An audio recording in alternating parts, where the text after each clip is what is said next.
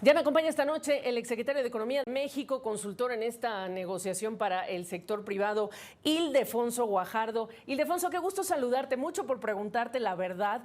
Es un alivio que ni Canadá ni México están incluidos en esta nueva medida, eso es importante. El tipo de sectores que ha dejado por fuera también el presidente Donald Trump e incluso para países de Centroamérica en el CAFTA-RD también han quedado fuera. Por lo pronto es una buena noticia, ¿no?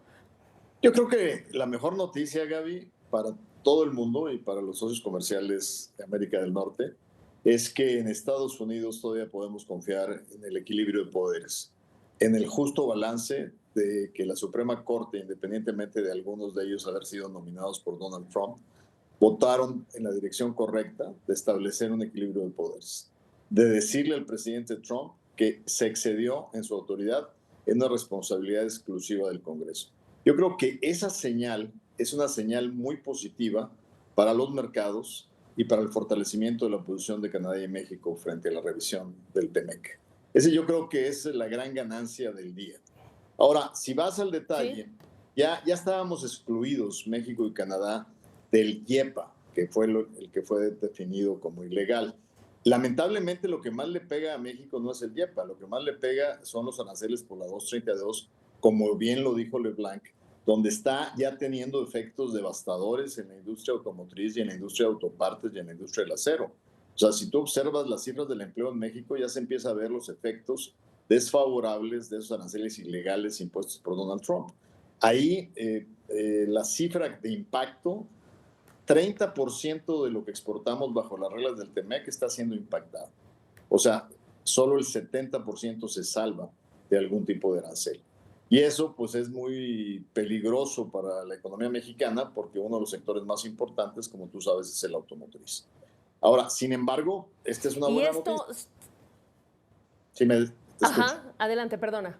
No, te digo, esa es una buena noticia porque rumbo a la negociación nos da un posicionamiento muy interesante. Ahora, si tú analizas el detalle de lo que está pasando, antes México podía exportar libre de arancel con el IEPA, afortunadamente por la exclusión, mientras otros países podían pagar el 10, el 20, el 30 o el 40, como los ejemplos que tú diste, y ahora van a pagar el 10. Entonces, en términos relativos, nos pone en una situación, aunque parezca paradójico, menos favorable, porque ahora Vietnam va a poder entrar con el 10% de arancel en materia de textiles. Antes era el 20 contra el 0 de México. ¿Qué punto tan importante? Porque la razón de estar esperando si a México lo incluían o no también tenía que ver con esa ventaja relativa, si es que la conservaba México o no, como destino atractivo de nearshoring, de las empresas que quieren reubicar e invertir en digamos, ladrillos, en plantas y crear empleos. Por lo tanto, ¿cómo ves tú que México debería aprovechar la atracción de inversión? Luego hablamos del TEMEC. Sí, sí, sí. Ahora, dentro de fíjate que qué interesante. Aquí en mi tierra, tú sabes, yo soy de Nuevo León, y hoy te estoy tomando esta entrevista aquí en Monterrey. Hubo una decisión de instalar una planta muy importante para camiones pesados, Volvo.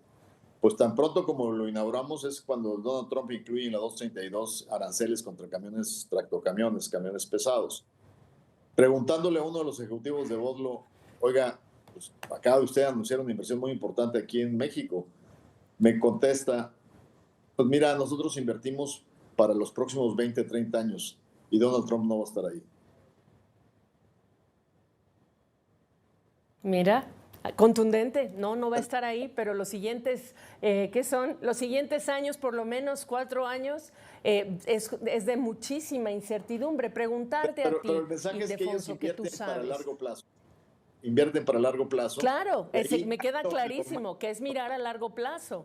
aquí lo más importante es cómo el gobierno mexicano, como lo está empezando a concientizar la presidenta, se suma a una agenda de competitividad en México. Cómo garantizarles Ya. mayor seguridad, mejor infraestructura, mejor financiamiento, mejores condiciones de competitividad en energía. Eso es lo importante. Y el paso al que se tiene que hacer, Ildefonso, tú lo has hablado conmigo aquí, o sea, está muy bien darse cuenta de una cosa, el siguiente reto es hacer porque el tiempo apremia y porque México no es el único que necesita de inversiones. Yo te quería preguntar, Ildefonso, tú seguramente sabes, son decenas de compañías las que también están buscando desde México un reembolso una vez que la Suprema Corte ha fallado en contra de estos otros aranceles del presidente Trump. Sin duda. Por ejemplo, los acereros, a pesar del golpetazo que se han llevado con la 232 en acero, están exportando y están absorbiendo conjuntamente con los compradores norteamericanos buena parte del impacto arancelario para no perder posicionamiento de mercado. Entonces, claro que van a buscar la devolución. Hay cientos de millones de dólares que se fueron pagando por culpa de estos aranceles. Yo no soy abogado, pero lo que yo te puedo decir es que el fallo de la Corte al haber declarado ilegal la imposición de las aranceles por YEPA, automáticamente tiene que concluir en que el gobierno está obligado a regresar esos aranceles. Yo no le veo otra solución. Claro, es complicado, va a tomar tiempo, pero de que tiene que regresar, tiene que regresar. Sí, ya te iba a decir yo que el presidente Trump, en palabras más, palabras menos, dijo esperen sentados. Y para cerrar, el enfoque que ahora da el fallo de la Suprema Corte, la reacción del presidente Donald Trump a el 1 de julio para los países integrantes del TEMEC, para cerrar. Yo creo que si tú conjuntas todo lo que ha venido pasando, Gabriela, el presidente Trump cayendo en las encuestas en popularidad, la apertura de conflictos en todos los frentes, el ridículo que hicieron en Davos, la confrontación en materia de haber hecho una amenaza que tuvo que echarse para atrás otra vez.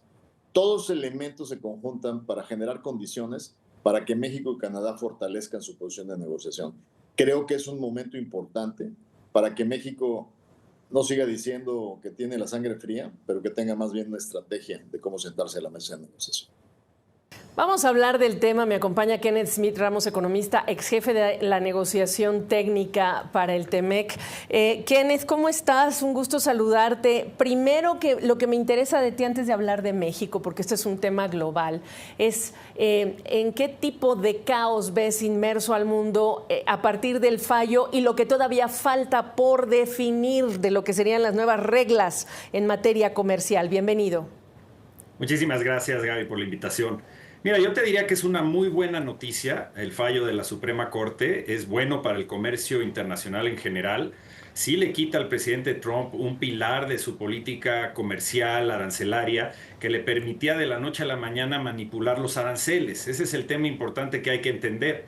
Por supuesto, el presidente Trump tiene otras herramientas legales para imponer aranceles, la sección 232 por seguridad nacional, la sección 122 que ya anunció inclusive que va a imponer aranceles globales al 10%, pero para muchas de estas herramientas con las que cuenta ahora el gobierno de Estados Unidos no son inmediatas, tiene que haber investigaciones. En el caso de la 122 son medidas temporales, para extenderlas más allá de 5 meses tendría que ir a pedirle permiso al Congreso, lo cual en todo momento ha tratado de evitar. Entonces sí cambia el balance, digamos, de la posición agresiva que puede tomar Trump en materia de las negociaciones que está llevando a cabo con otros países.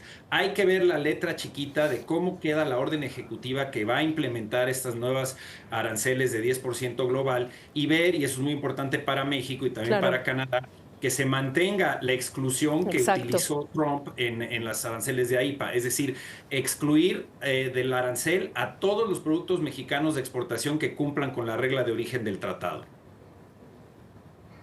Exactamente, ese es el otro punto. Necesita México saber, lo mismo que Canadá y otros países, porque yo estoy segura que muchos que ya lograron acuerdos con Trump en estos meses, saber qué pasa. ¿Me quedo con, o me vas a imponer ese 10% a mí también o no? Y si es México y Canadá, nosotros que somos socios dentro del TEMEC, vamos a tener que pagar también ese 10% o no. Y lo que está pendiente es ver si eso llega en lo que firme esta tarde el presidente Trump o si hay que estar hablando después, en unos días más, de una llamada entre los gobiernos de Estados Unidos y de México para definirlo. Y en el momento estamos en la confusión, Kenneth. Sí, lo que señalas es, digamos, es el pan de cada día con Estados Unidos, es la dinámica que han seguido. Cada vez que Estados Unidos impuso aranceles el año pasado, tuvimos que esperar a la orden ejecutiva, a las instrucciones que le gira el Poder Ejecutivo a aduanas y que quede en blanco y negro exactamente cómo lo van a implementar. Como bien señalas, ahorita hay muchas preguntas. La pregunta inmediata es, por supuesto, si nos van a excluir del arancel, lo que yo señalaba, los productos que cumplan con la regla de origen del tratado.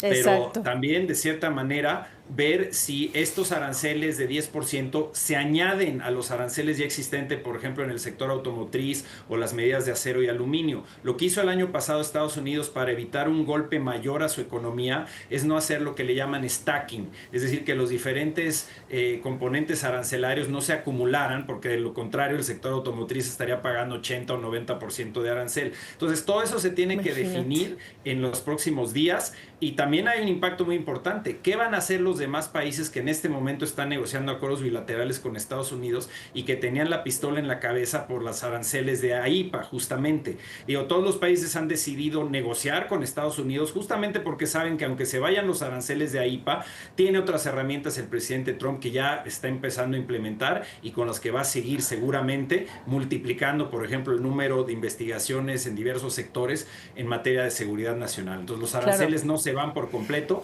pero sí es un paso muy importante, creo yo. Exacto.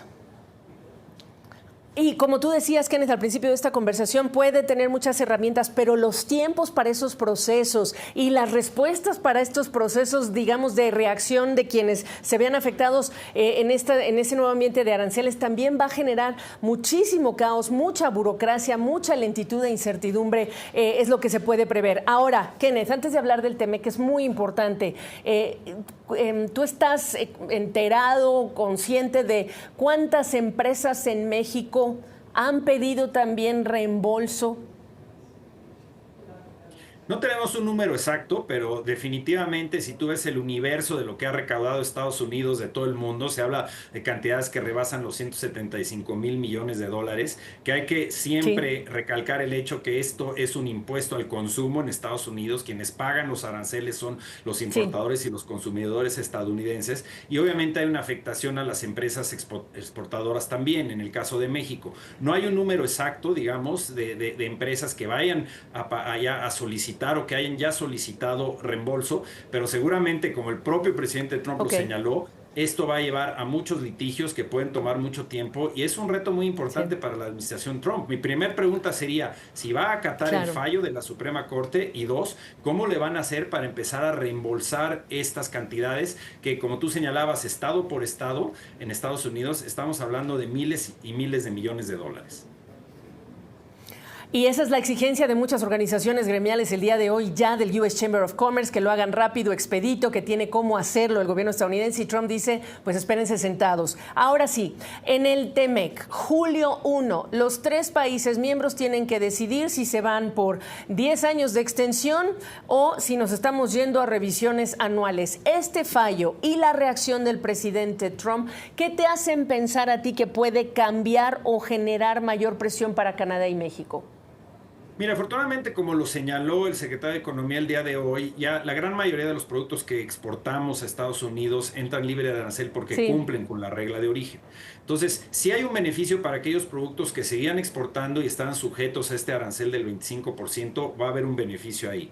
Yo te diría que en la negociación el gobierno de México ha tomado la postura correcta de tratar en los últimos meses de trabajar con Estados Unidos para mostrar cooperación en materia de migración, de seguridad, y tratar de convencer a Estados Unidos de que no le conviene para su propia competitividad imponerle aranceles a México. Entonces México continuará tratando de quitarse de encima estos aranceles que tenemos y entrar en una conversación a lo largo del año, que yo creo que se puede extender todo el año, inclusive más allá del 1 de julio, sobre lo que tú señalas que es la renovación del tratado. Hay que entender que si no se ponen de acuerdo este año, el acuerdo no acaba. El acuerdo está en vigor hasta el 2036 y si los ministros de Comercio y obviamente los jefes de Estado se ponen de acuerdo este año, se relanza por otros 16 años. Entonces eso nos da una estabilidad, por lo menos de saber que el tratado está en vigor hoy en día de aquí al 2036, pero obviamente como parte de esta discusión del tratado y de la revisión va a ser muy importante llegar a un acuerdo para quitar los aranceles existentes en contra de México y sobre todo obtener una exclusión a futuro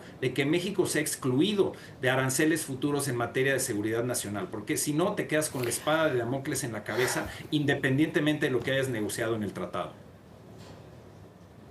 Y por lo pronto, entonces, la primera prioridad es la inmediata, es ese 10, ¿nos incluye o no nos incluye? Y con eso nos vamos a quedar en esta conversación, Kenneth. Un gusto saludarte, gracias por tu tiempo.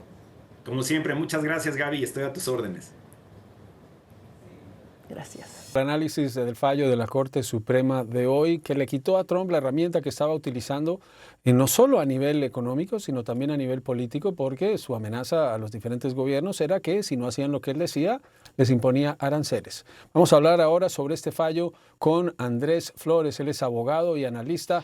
Andrés, bienvenido. Quiero leer a una parte del fallo.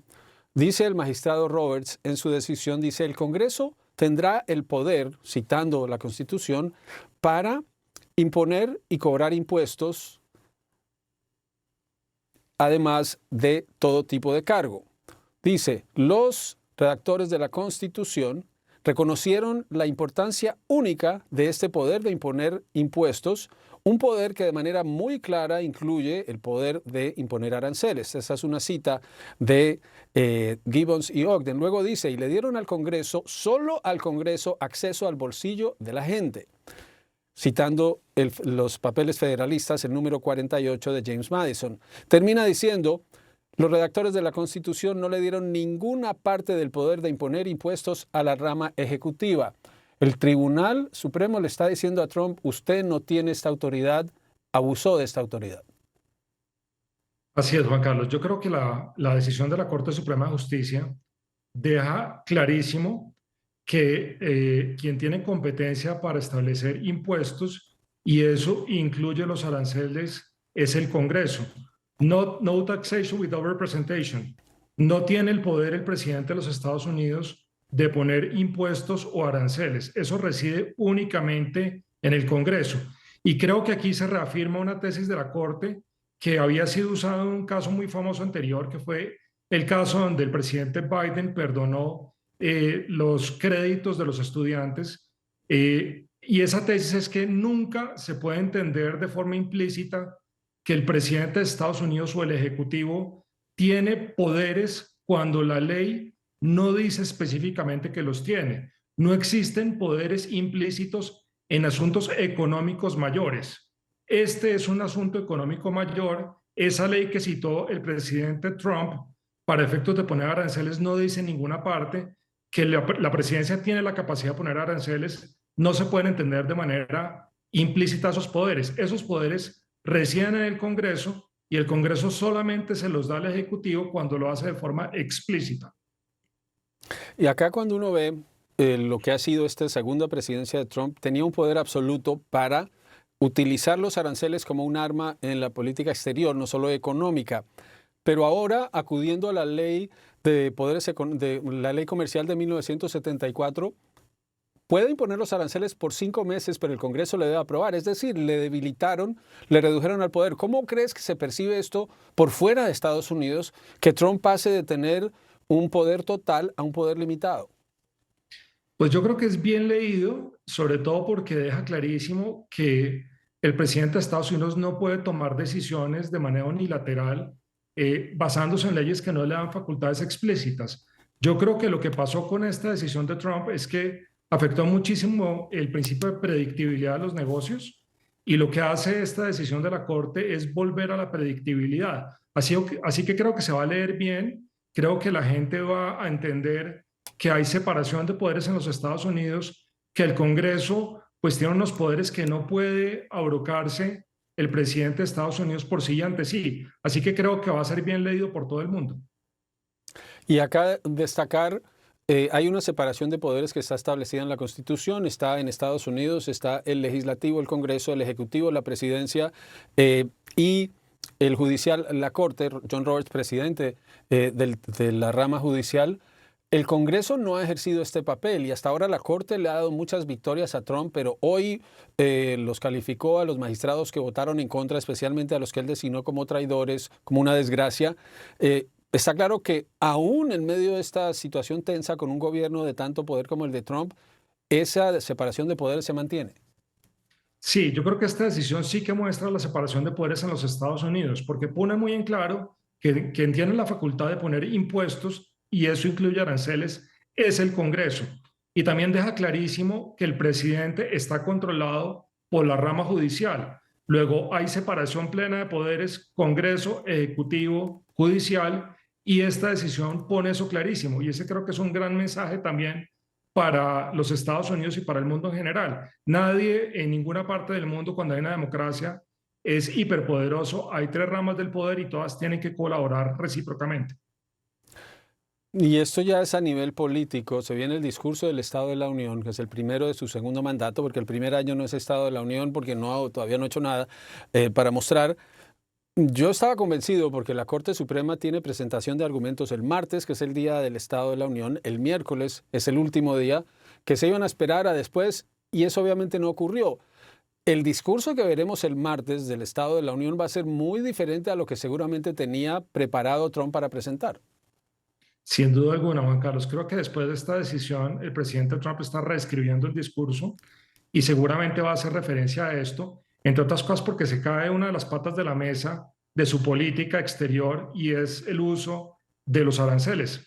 Recuerda que él dijo varias veces que su palabra favorita en inglés era tariffs, y esa palabra pues desaparece esta política de hacer política internacional utilizando los aranceles. Eso desaparece y creo que él tiene que reacomodar su discurso para mostrar nuevamente poder, y seguramente va a decir que sigue teniendo facultades para establecer aranceles utilizando otras leyes, y de alguna forma pues va a utilizar esto para efectos de continuar en su política exterior, reacomodándolo a las nuevas circunstancias.